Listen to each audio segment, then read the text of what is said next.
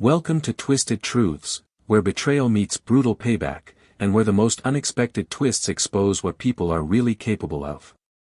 This story isn't just shocking, it's personal. My name is Jayson Granger, 34 years old. I'm a systems architect living in Denver, Colorado, in a small but modern apartment that overlooks the edges of the Rocky Mountains.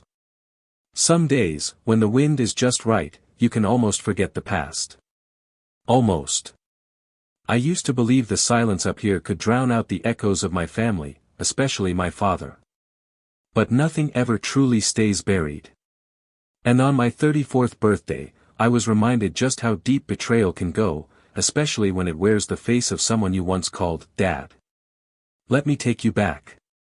I grew up in Boulder, the oldest son of Walter Granger, a man who carved out a local empire from nothing, Granger Resource Group, a mining and logistics company that grew too fast, too big, and far too greedy. To the outside world, my father was a builder of legacy. But to me, he became the man who shattered everything I once admired. For years, I worked at his company. Not in the shadows, either. I was the lead technical engineer, trusted, respected, and supposedly next in line to run the operation. At least, that's what I was told. But the deeper I got into the systems, the more I started to see the cracks. It began with small discrepancies in numbers. Then hidden ledgers. Then a file, an accident report buried deep within a drive labeled innocuously, Q4_reports. A man had died. A mining collapse. My father's team had paid off the family in cash and buried the entire event. I confronted him. Not in rage, but in disappointment. Dad, I'd said, hands shaking as I showed him the files. We have to report this. We have to change. He looked me in the eye and said words I'll never forget. Grow up, Jayson. This is how real business works. That was the day I packed up my things and walked away from my inheritance, the company, and the man who once made me want to be great. My younger brother Ryan stayed. Finance guy. Always eager to please. Always towing the line. I warned him, but he never listened. You're throwing away your future, he said as I left. I didn't care. Or at least I told myself I didn't. 2 years passed. I moved to Denver, rebuilt my life in tech, kept my head down, and avoided anything that smelled of family. But then the message came. 10 words from my mother. I'm sick, Jayson.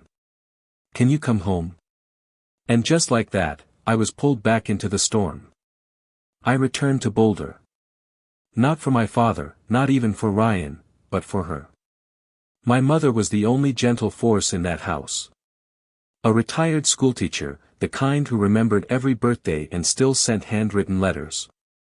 When I saw her lying on the couch, pale, her hair thinner, smile weaker, I knew I'd made the right choice coming back. That first night back, the family gathered. Ryan arrived with his wife Kelly and their 5-year-old son, Caleb. The kid ran up to me, yelling, "Uncle Jay," and hugged my legs like I'd never left. I picked him up, heart tight. He reminded me of Ryan when we were kids, joyful, wild, and unafraid. But the air in that house. It was poison. My father barely acknowledged me at dinner. Ryan tried to fill the silence, boasting about expansion deals, Nevada contracts, and how the company was, finally about to break through. I just listened, not because I agreed, but because my mother's eyes begged me not to start anything. Then came the jab. So, Jayson, my father said, cutting into his steak, still out saving the world with your little startups? I bit my tongue. Just nodded. My silence wasn't surrender, it was self-preservation. That dinner, I realized something chilling. My father didn't just disagree with me, he despised me. The next morning, trying to avoid another icy encounter, I volunteered to clean the garage. A space filled with tools, memories, and decades of rust. That's where I found it. A box. Unlabeled, tucked beneath a stack of old tires. Inside, a hard drive labeled "Accounting 2018 to 2020. I should have walked away. But I didn't. I plugged it into my laptop in my old bedroom, the same room I hadn't slept in since I was 22. The files weren't just suspicious, they were damning. Bribes. Shell companies. Reports of environmental damage. One document stood out. Subject, incident, Site 47 fatality. The date matched the accident I'd uncovered years earlier. Only this time, it detailed how they buried the death, paid off a federal inspector, and signed NDAs to keep it quiet. My hands trembled as I copied the data to a USB. I placed the hard drive back but left the box slightly ajar, so he'd know. That night, I couldn't sleep. The house felt colder than usual. My mind raced. What if he noticed? What if he knew I saw everything again? He did. The next morning, he cornered me. "What did you find in the garage?" he asked, casually, almost friendly. I played dumb. He didn't buy it. His smile vanished. "If you're smart, you'll forget what you saw. For all our sakes." That was no suggestion. It was a threat. I left Boulder that evening. Drove back to Denver like a man fleeing a burning house. I kept the USB hidden and reached out to my old college friend David, now a federal prosecutor. I didn't tell him much, just enough. That should have been the end of it. Let the law take over. Let justice come the clean way. But I was wrong. Because 3 weeks later, on my birthday, everything changed. My mother called, asking me to invite Ryan and his family over. She wanted us to celebrate as a family. And though I didn't feel like it, I agreed, because it might be her last birthday wish I could fulfill. Ryan came. So did Kelly and little Caleb. We ate, laughed, shared stories. Caleb was bouncing around the apartment, and for a moment, things felt almost normal. Then the delivery came. A silver box. A note. "Happy birthday, Jayson," from an old friend. It was a cake. Chocolate. Beautiful. Intricate. Not from anyone I recognized. Ryan grinned. "That looks incredible." Caleb clapped. Cake. Cake.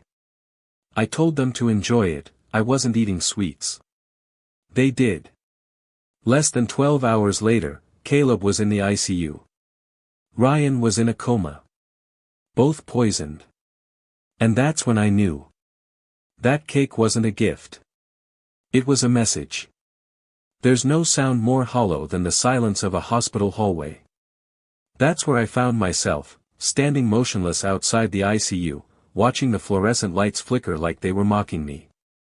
Just hours ago, Caleb had frosting on his cheeks, giggling with every bite of that cake. Now. Tubes in his arms. Monitors beeping like countdowns. And Ryan, my brother, my childhood partner in crime, was unconscious in the next room, his body limp, gray, barely clinging to life. Kelly sat hunched over in a plastic chair, her fingers locked together like a prayer she was too scared to speak out loud. I had no words. What could I say? That it might have been my fault. I'd pushed the cake toward them. "Go ahead. I'm on a diet," I'd said. I thought I was being generous. Now I couldn't breathe. The doctors said it was acute liver failure. Caleb had started vomiting during the night. Ryan collapsed in the bathroom. It wasn't food poisoning, it was chemical. Something deliberate. Something designed to do damage. And all I could think about was the silver box. The card. That note. From an old friend. I'd seen my father's handwriting enough to know it wasn't his. But that didn't mean he didn't order it. He had the money, the contacts, the means to keep his fingerprints off everything. I wanted to believe it was paranoia. That the cake was just cake. That maybe it was from an old friend. But I couldn't ignore the timing. The call from him that morning. He'd asked, "Did you enjoy your birthday?" Not in the usual fatherly way. No warmth. Just curiosity. Measuring something. When I told him Ryan and Caleb had been over, his voice changed. Cold. Alarmed. Then, he hung up. And now, here I was. Kelly finally looked up. Her eyes were red, almost raw from crying.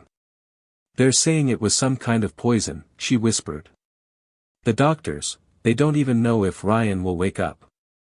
I sat beside her. "I swear, Kelly. I didn't know. I didn't." "I don't care if you knew," she snapped. Then broke into tears. "I care that they are suffering. Caleb's just a little boy. He didn't deserve this. Neither did Ryan." I clenched my fists. Rage and guilt warring inside me. My mind raced back to the hard drive. The files. The way my father confronted me like a mob boss defending turf. His exact words came back to me like fire. "If you're smart, you'll forget what you saw." Forget? How the hell could I forget? The man who taught me how to throw a baseball, now might be the one trying to erase me. I left the hospital that night and drove like a madman. Back to Denver. Back to my apartment. The cake box was still on the counter, a taunting monument to what I didn't see coming. I didn't touch it. I didn't dare. Instead, I grabbed gloves, sealed it in a large freezer bag, and stuffed it into a cooler. I texted Greg, a friend from my tech days who now worked in forensic testing. He wasn't law enforcement, but he was smart. Trusted. Me, got something serious. I need it tested. Quietly. "Greg, come by now. Don't talk over text." I drove the cooler over within the hour. He didn't ask questions. Just gave me a solemn nod and took it inside his lab. We were both too quiet. That's how I knew he knew, something about this wasn't just a food mishap. "I'll get you results in 3 days, he said, his voice low. "If there's anything in this cake, we'll know." 3 days. 3 damn days of waiting. Of checking my phone every 5 minutes. Of imagining the worst. Back at my apartment, I pulled out the USB drive with the company's hidden files.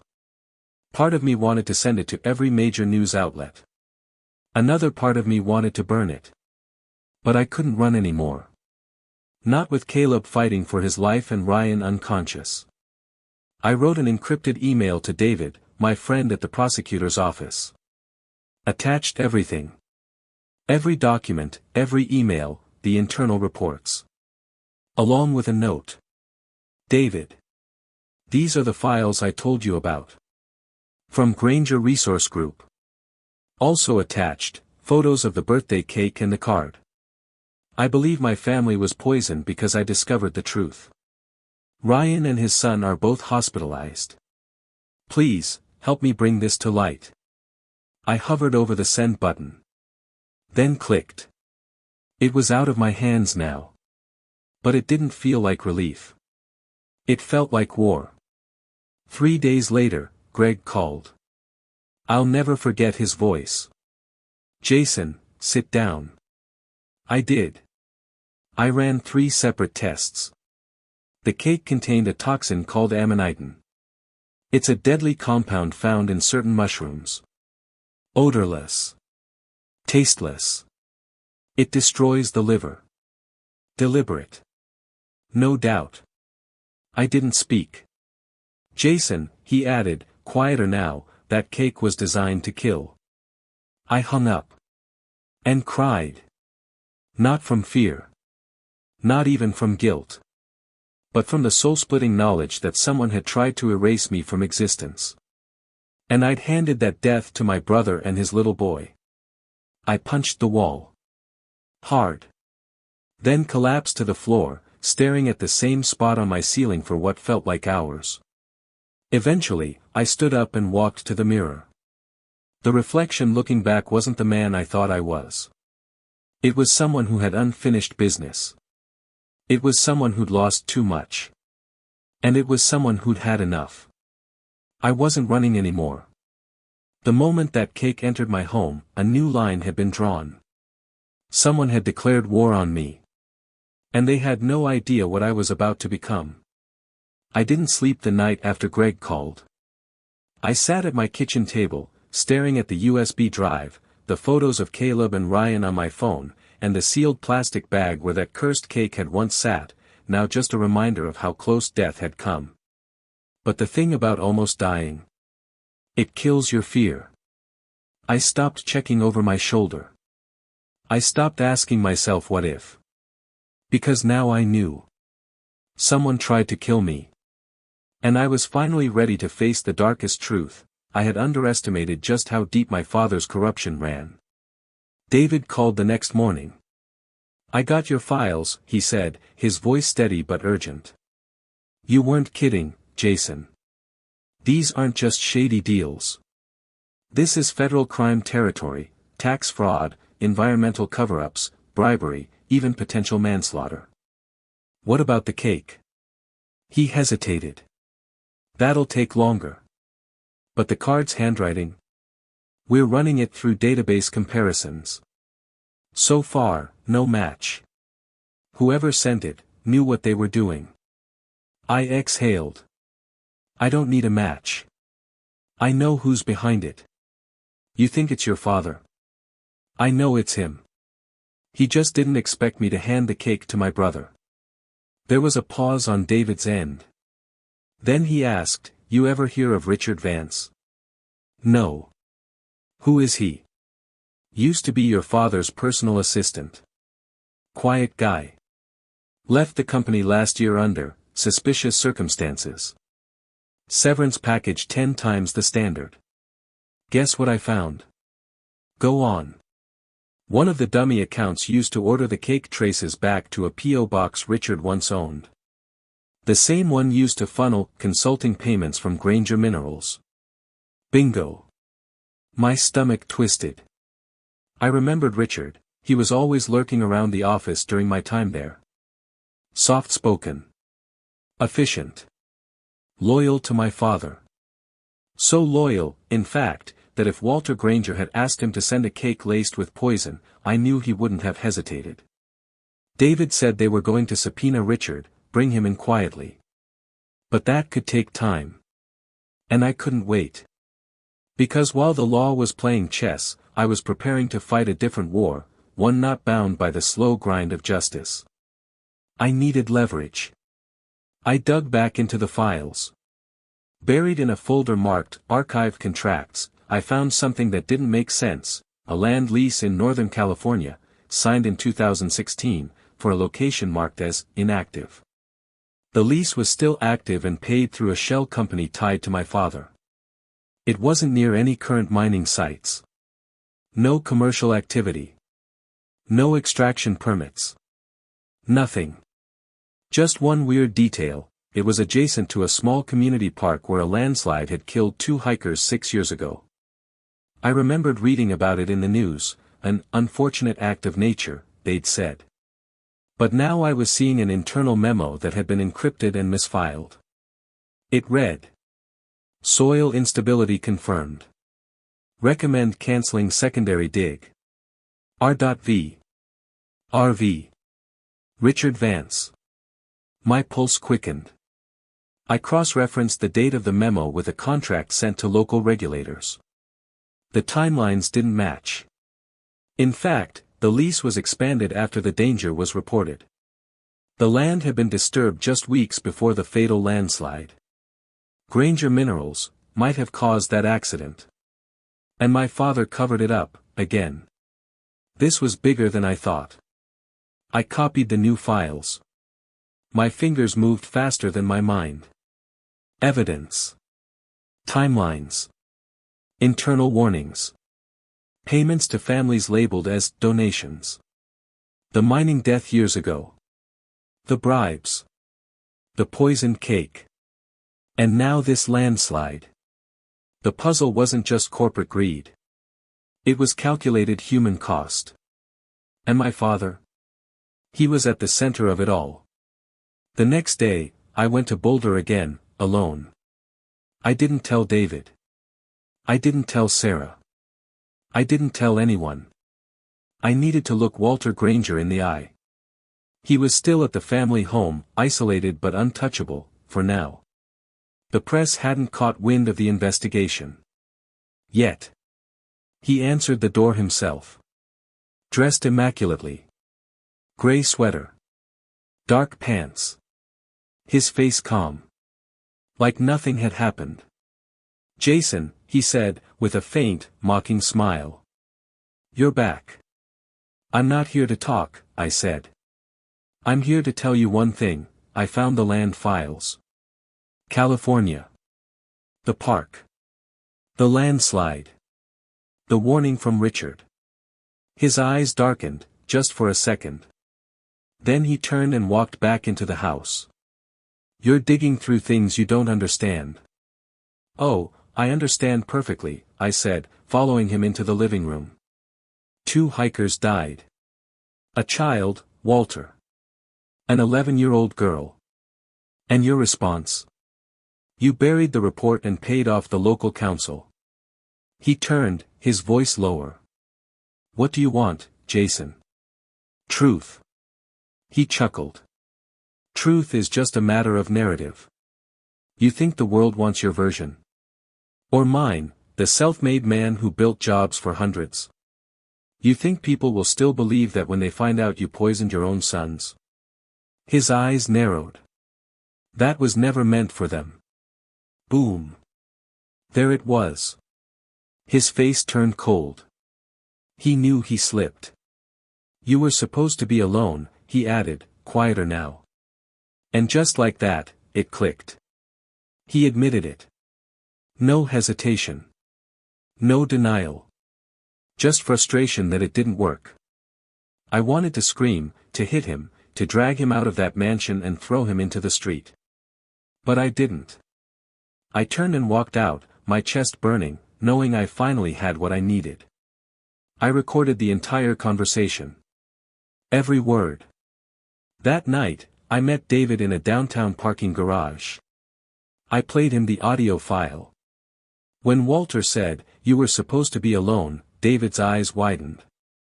"This is enough to get him arrested," he said. "The poisoning, maybe not all the way to conviction, but with the corporate evidence and now this? This is the final nail." I nodded. "It's time," I said. And David agreed. The next morning, the FBI stormed Granger Resource Group. They seized computers, raided accounts, took Richard Vance into custody. He cracked in less than 48 hours, confirmed everything. The poisoned cake. The hush payments. The fatal accident. My father was arrested at 6:15 a.m. Walter Granger, once the untouchable king of Colorado mining, was let out in handcuffs while neighbors watched in silence.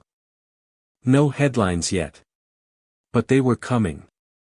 There's something surreal about watching your father being arrested on the morning news. He was there on the screen, still in his tailored overcoat, still standing straight, but now flanked by federal agents. His face was calm, unreadable.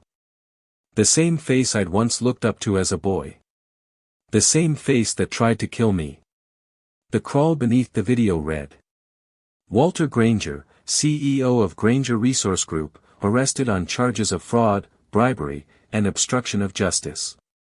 But the anchor hadn't said a word about the poisoning. Not yet. Because that part wasn't public. Not until I made it so. I wasn't done.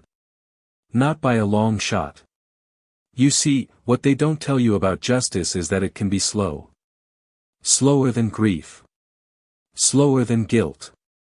And definitely slower than rage. Tyler, my brother, was still in a coma. Caleb, my 5-year-old nephew, was still recovering with a liver that would never be the same. And my mother, she was wasting away quietly, whispering things in her sleep I could barely understand anymore. Things like, "I just wanted peace, why couldn't he give us peace? Walter had already taken enough. I wasn't just seeking justice now. I was designing consequences. So while the law did its thing, filing motions, building timelines, pulling subpoenas, I did mine. First, I went after his image. I sent the entire audio recording, his cold admission about the cake, to 3 independent investigative journalists I knew through old college contacts. I didn't give them my name, just an encrypted burner email and a flash drive. Within 48 hours, headlines exploded. Granger CEO allegedly confesses to orchestrating poison plot against estranged son. Audio leaked, Walter Granger blames poisoning on wrong person eating the cake. Social media lit up. People wanted blood. They wanted answers. The DOJ had to make a statement, confirming they were investigating additional allegations connected to the poisoning of 2 family members, including a child. And just like that, Walter Granger wasn't a mogul anymore. He was a monster. Second, I turned to the board of Granger Resource Group. I knew most of those men and women. They had wine with my father. They praised his ambition. But I also knew something else. They were terrified of scandal. So I sent them copies of every internal document I'd unearthed. The bribes. The environmental cover-ups. The hush money. The fatal landslide. And then I attached one simple message. Tell me, how many more secrets are you willing to keep for a man going to prison? The fallout was immediate. 3 board members resigned. Stockholders began demanding audits. Regulatory watchdogs moved in. Granger Resource Group filed for emergency restructuring the next week. And then, I dropped the final hammer. I visited the family lawyer. Mr. Davison had been handling our estate since I was a teenager. Cold, meticulous, old school, always wore pocket squares and called me young Mr. Granger. When I entered his office, he looked up, startled. "I'm surprised you're here," he said. "The firm assumed you'd cut ties with the family years ago." "Walter Granger is going to prison," I said plainly. "I'm here to make sure he doesn't get to take what's left with him." He blinked. I don't follow. I reached into my bag and dropped a thick folder on his desk. Revised estate documents. Revocation clauses. New custodial terms for Caleb and Sarah. I want full control of the Granger family trust. And if Walter's power of attorney hasn't been legally revoked yet due to his arrest, I'll challenge it on grounds of attempted murder and criminal abuse of position. Davison leaned back, pale. "That's bold." "No," I said. "It's overdue." It took weeks. Court filings. Emergency hearings. Multiple affidavits. But eventually, my claim was validated. The trust, which had been split between Walter, my mother, and a clause for next of kin, was reassigned. I was made executor. And the first thing I did? Cut Walter off. No access. No money. No lawyers paid through the trust. Let him rot with a public defender. Meanwhile, I made sure Sarah and Caleb had everything they needed. I transferred part of the trust into a long-term fund for Caleb's care, one that couldn't be touched by any Granger hands but mine and Sarah's. She cried when I told her. "You didn't have to," she whispered, clutching my hand. "Yes," I said. "I did. Because revenge, when done right, isn't just about destruction. It's about protection. About rebuilding what someone else tried to ruin." My mother's health continued to fade. On one of my visits, she looked at me with tear-filled eyes and said something I didn't expect. "He loved you, in his own broken way." I didn't answer. Because maybe that was true. But love without humanity is still abuse. And Walter Granger? He made his choices. It wasn't long before the formal trial was announced. Multiple federal charges. Bribery. Tax fraud. Environmental negligence. Obstruction of justice. And the poisoning. That was now under a separate criminal investigation with Richard Vance cooperating fully. My father's defense? That the audio was fake. That the assistant had acted alone. That he was a target of revenge from a bitter son. I didn't even blink when I heard that. Let him twist. Let him lie. Because the walls were already closing in. You never forget the moment you watch your father's empire fall. It doesn't happen all at once. It's a slow, crushing unraveling, like the final creaks of a rotting ship before it sinks beneath the waves. And I was standing on the shore, watching every plank snap, every lie collapse, every person who once praised Walter Granger suddenly pretend they'd never met him. It began with the company. Granger Resource Group was hit with its first official federal indictment just a week before Walter's bail hearing. Environmental crimes, tax evasion, bribery, and, thanks to Richard Vance's cooperation, a workplace death cover-up tied to the fatal landslide. Their stocks nosedived overnight. Shareholders ran. The board dissolved. And then came the headlines. From powerhouse to prisoner, Walter Granger's downfall. The poisoned legacy of Colorado's mining king. FBI, poisoning allegation linked to internal family feud. I watched it all unfold from my apartment in Denver. Coffee in hand. Phone silent. Sarah sent me a photo that morning. Caleb was sitting up in his hospital bed. Smiling, weak, but smiling. A juice box in hand, cartoon movie playing in the background. Tube still in his arms, but his eyes brighter. His liver function is stabilizing, she texted. He's a fighter. Like his dad. But Tyler? Still no movement. Still in a coma. I visited him every other day, sometimes more. I sat by his bed, reading him stories we used to love as kids, stories about space and dinosaurs and our old camping trips. Sometimes, I'd just talk.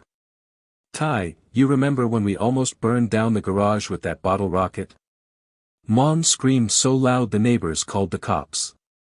Nothing. Just the faint hiss of the oxygen machine and the slow, painful beep of his monitor. I left a photo of Caleb taped to the wall beside his bed. Just in case his subconscious could feel something real. Meanwhile, the execution of my revenge plan continued, clean, focused, relentless. Step 1, bury the reputation. Walter's name was removed from the university scholarship fund he had sponsored. I sent them a digital package with evidence of corruption and the audio file of his, "You were supposed to be alone," confession. The board issued a statement the next day. We are deeply disturbed by the allegations and will be removing Mr. Granger's name effective immediately. His face was also taken down from the Businessman of the Year wall in Boulder's downtown Chamber of Commerce. Again, anonymously, I fed the story to the press. The same community he used to strut through now looked at him with disgust. He couldn't go anywhere without being whispered about. Couldn't take a step without hearing the phrase, "the poison cake guy." Step 2, crush the infrastructure. I went through the files again and again, until I found it. A holding company called Westridge Ventures, linked to one of the subsidiary projects that handled offshore transfers. It was where a large chunk of my father's untouchable assets were hidden. Shell companies. Swiss accounts. Real estate in Belize. I gave it all to David. "Can you hit this?" I asked him. He looked through the files and nodded. "Absolutely. And we will." By the end of that week, the DOJ filed motions to seize Walter's offshore assets, pending investigation into illegal international transfers tied to tax fraud and corporate misrepresentation. His fortune froze in limbo. And just like that, Walter Granger, the man who once held million-dollar deals in his palm, was suddenly stuck in a courtroom trying to figure out how to pay for a lawyer without access to his money. David later told me, he had to apply for state-appointed counsel for part of his defense. Can you believe that? Oh, I believed it. And I savored it. Step 3, protect what's left. I had Caleb transferred to a pediatric rehabilitation clinic in Denver, a quiet, well-funded place with a garden and therapy dogs. I paid for everything using funds from the family trust one now controlled. Sarah cried the day she saw it. "I didn't ask for this," she said. "You don't owe us." "I owe Tyler," I interrupted. "And I owe that little boy the world." She hugged me then. Tight. Like she hadn't let herself grieve until that moment. And maybe, in that moment, I realized that this revenge, this whole spiral of destruction, wasn't just about my father anymore. It was about making sure no one else had to bleed from his decisions again. Walter tried to reach me. From jail. Letters. Calls. A voicemail from his court-appointed attorney. "Mr. Granger would like to speak with you." One time. Privately. I never responded. I didn't want closure. I wanted consequence. Let him rot in the silence he gave me the night he sent that cake. Let him wonder, minute by minute, what I would do next. Because that's the worst kind of justice for a man like him.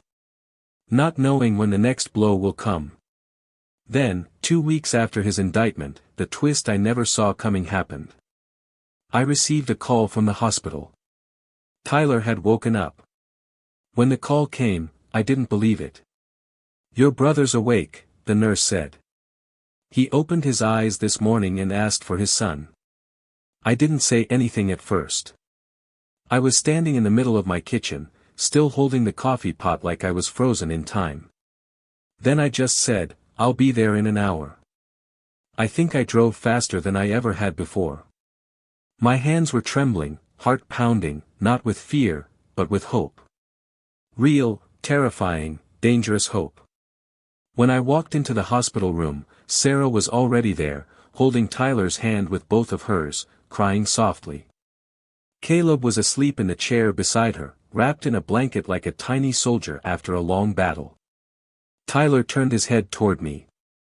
His eyes were a little glassy, his face gaunt, pale, but alive. "Jayson," he said hoarsely, cracking a small smile. "Took you long enough." I choked out a laugh and pulled up a chair. "You scared the hell out of me, man." He nodded slowly, swallowing. "I remember, the cake. Caleb wanted the corner slice. I gave it to him." His eyes dropped to the boy in the chair. "Is he?" "He made it," I said. "Barely. But he's tough. Got that from his mom." Tyler let out a shaky breath. "And Dad?" I hesitated. Then said it plainly. "Arrested. Indicted. Your assistant, Richard." He confessed. "We got everything on file. You're safe now." He nodded, but something wasn't right. His eyes lingered on Caleb. Then he turned to Sarah. "Can you give me a minute with Jayson?" She looked confused but nodded, kissed his forehead, and gently scooped up Caleb to carry him into the hallway. When the door closed, Tyler looked at me, really looked at me, and said, "I don't know if you're going to forgive me after this." That stopped me cold. "What are you talking about?" He exhaled like he was about to pull a pin from a grenade. "Dad didn't act alone. I knew about the poisoning. I didn't move. I couldn't." "What?" He looked away, ashamed. "Not the whole plan. But I knew something was coming. Dad told me to stay away from your birthday.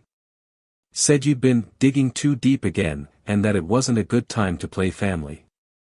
I thought it was just more of his posturing. I didn't think," his voice cracked. "I didn't think he'd actually hurt you." My throat went dry. "Then why'd you come?" "Because of Mom. Because she called me crying, said she was worried about you being alone again. I didn't want Caleb to miss out on his uncle. I told Dad I was going anyway." I stood up, pacing, shaking. "So you knew there was a risk?" "I thought it was bluster." "I swear, Jayson. I didn't know about the cake. Not until I was lying in that hospital bed with doctors whispering about toxins and liver failure. My mind was spinning. All those years I thought Tyler was just loyal to Dad out of blind faith. But it wasn't that simple. It was compromise. Hesitation. Cowardice. You almost let him kill me. I didn't, he started, but stopped. Yeah. I guess I did. We sat there in silence. Not anger. Not yelling. Just pain hanging in the air like thick smoke.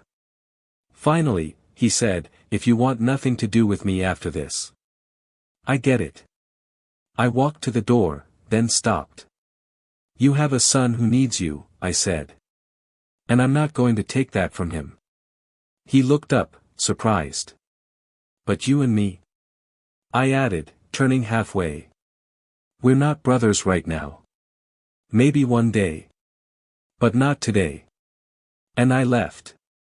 That night, I sat in my apartment and listened to the audio of my father one last time. You were supposed to be alone. It echoed differently now. Not just an admission, but a truth about how far he was willing to go, and how far Tyler was willing to let him. The truth is, betrayal doesn't always come with knives and shouting. Sometimes, it comes in silence.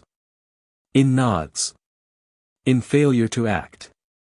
But now I saw it clearly, I hadn't just been fighting my father's crimes. I'd been fighting a culture of complicity.